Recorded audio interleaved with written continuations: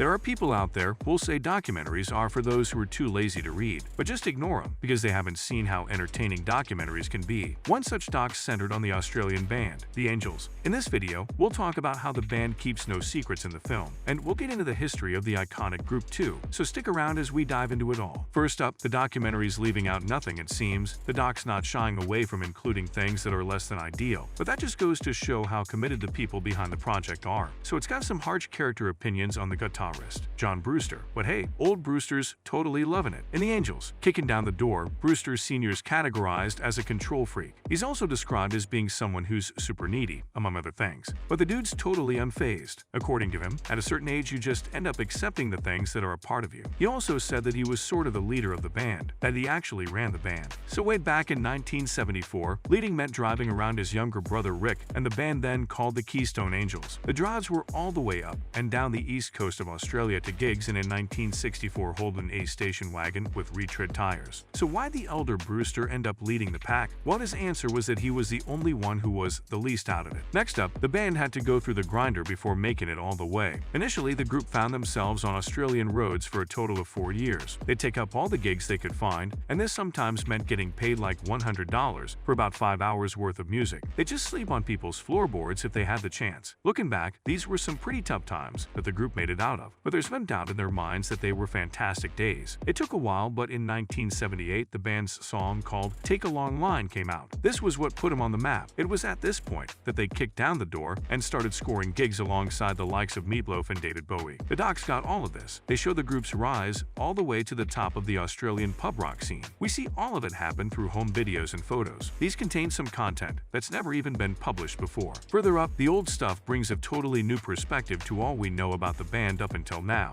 The archival footage in the documentary shows us the chaos behind gigs, the charisma of the frontman, Doc Neeson, and his showmanship during the performance of songs such as Am I Ever Gonna See Your Face Again and No Secrets. Also, the old videos really bring to light just how generously alcohol contributed to the Angels' performances, if you know what we mean. This was true for both Neeson and the audience. Like at one gig, a beer bottle came a-flying all the way from the crowd and smashed Neeson right in the head, knocking him over. Another one, Neeson seemed passed out on the stage, lying face down. Yikes, sounds like good times, but they must have been blacked out from the memory of those involved, because they don't seem to be all there, do they? Moving on, like all great things, it was fun while it lasted. This part's pretty consistent with all the other rock docs if you're into that stuff. The band began to fall apart as ambitions, exhaustion, and fame took their toll on the group. It didn't end on a good note, though, for the Angels. The Brewster Bros ended up estranged for 5 years after Rick asked John to say goodbye to the band. Doc Neeson left after a car accident. He passed away in 2014. And if we were to get into explaining all the alternative lineups over the years, it'd take us like an entire movie. But it got complicated. If we're gonna rely on an understatement to explain the whole thing, it was so crazy that at one point, 2 competing band versions toured Australia at the same time. In all this chaos, it comes as a little surprise that Brewster granted the makers of the doc creative control through a handshake over a couple of Pinot bottles, because why not? However, he's happy with the way that it turned out. He said so after seeing it for the first time after it was shown at the Adelaide Film Festival in October.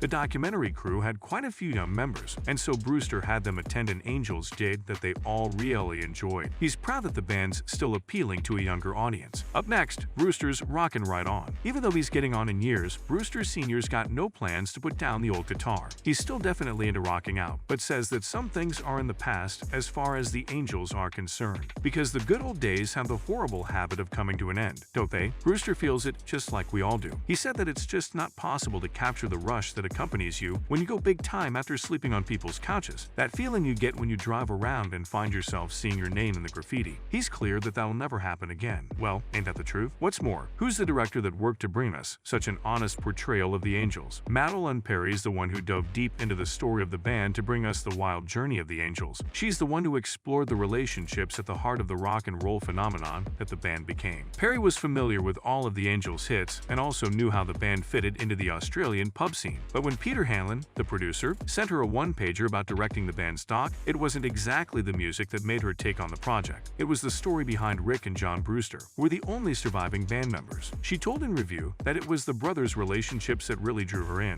She explained that at the heart of the band's saga were basically 2 individuals who ended up estranged for some years after being a part of one of the biggest Australian bands. They were together for so much and yet chose not to speak to each other following all of that. Perry found it a bit Shakespearean and thought that it provided them with a dramatic background down to the dock. Now for a little history of the Angels. Rick and John formed the band in the early 1970s, intending to knock Sherbet right off the charts. Bernard Doc Neeson came in on lead vocals. They began by playing in suburban pubs and unique campuses. Later, they were joined by Chris Bailey on the bass and Graham Bidstrup on the drums. After the band was all together, it didn't take long for them to catch AC/DC frontman Bon Scott's eye. And just like that, they signed with Albert Music. In 1978, the group released Face to Face, which became one of Australia's biggest selling records. It had hits like Coming Down, Take a Long Line, and After the Rain. Guys, the record was on the charts for a whopping 79 weeks. Next up, the tension behind all that, as shown by Perry. Perry's viewpoint was that as she dug deeper into the founding brothers of the band, she found how essential Doc Neeson was to the whole thing too. The director explained that the difficult relationship between the two brothers helped them make great music, no doubt, but it was also the reason why almost all their other relations never quite worked out. She let us know that through the Angels, the observation of the insanity behind a rock band could definitely be captured, because at a young age, people really tied themselves to a big dream alongside so many other people, and all those people had a different idea about how they're gonna make it to their goals. It's the kind of thing that it just makes excellent conditions for madness. Further up, the filmmakers' quest to find footage for the documentary. While they went looking through the archives to find the footage to put into their project, their goal was to find some never-before-seen documentation of the Neeson family. A lot of what they got their hands on turned out to be from the concerts. It didn't really complement the dramatic story that the director wanted to tell. Liam Somerville, a video artist, was then brought in to animate some of the key moments on the Super 8 film. In the end, Somerville created photo puppets by using motion capture software. Perry said that she thought it gave the movie a punk feel. Moving on, the director's approach to the incredibly honest doc film. Perry's worked on documentary features before. In them, she worked with marginalized groups and was very careful to consult them every step of the way. However, that's not the approach she took with this rock band's project. She explained that the reason she did it this way was that when rock bands are made a part of their own docs, things can get difficult. All the band members have different opinions and also often don't agree with each other, so the end product can have a watered-down feel to it. This means that the band members had to see the film with all the others when it finally came out and not before. Finishing up with, Brewster sat in the first row to watch the Angels kicking down the door. John Brewster was in the front row at the movie's premiere. He even admitted that he was brought to tears a few times through its run. He said that Madeline certainly knew how to use the buttons. She really brought out his reaction. Brewster Sr. is still touring with the Angels along with his brother, and his son Sam, who's a bassist. He said that he was proud of the good old days. The brothers are back on talking terms now, if you were wondering about that. That's all for today from our side. Which The Angels song do you think perfectly captures the relationship between the Brewster brothers? Let us know in the comments below. Be sure to like and subscribe. Goodbye for now and see you in the next one.